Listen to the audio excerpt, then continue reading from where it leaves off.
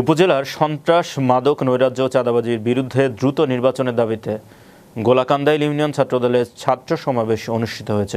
শুক্রবার বিকালে উপজেলার গোলাকান্দাইল উত্তরপাড়া সরকারি প্রাইমারি স্কুল মাঠে গোলাকান্দাইল ইউনিয়ন ছাত্রদলের আয়োজনে এই সভায় নারায়ণগঞ্জ জেলা ছাত্রদলের সাবেক প্রচার সম্পাদক জাহিদুল ইসলাম বাবুর সভাপতিত্বে প্রধান অতিথি হিসেবে উপস্থিত ছিলেন ছাত্রদলের কেন্দ্রীয় নির্বাহী কমিটির সাবেক যুগ্ম সম্পাদক মাহফুজুর রহমান মাহফুজ, গোলাকান্দাইল ইউনিয়ন ছাত্রদলের সাবেক সহ সভাপতি রাসেল ফকির ও সাবেক সাধারণ সম্পাদক শামীম প্রধান।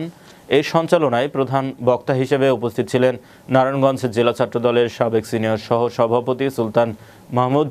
এ সময় আরও উপস্থিত ছিলেন রূপগঞ্জ উপজেলা স্বেচ্ছাসেবক দলের সদস্য সচিব আলী আহমেদ, নারায়ণগঞ্জ জেলা ছাত্রদলের সাবেক সাংগঠনিক সম্পাদক সোহেল মিয়া, রূপগঞ্জ উপজেলা বিএনপি সহ সভাপতি শফিউদ্দিন শফি, সাবেক ছাত্রনেতা আব্দুল্লাহ মামুন, রূপগঞ্জ উপজেলা শ্রমিক দলের সাবেক সহ সাংগঠনিক সম্পাদক মঞ্জুর হোসেন প্রমুখ।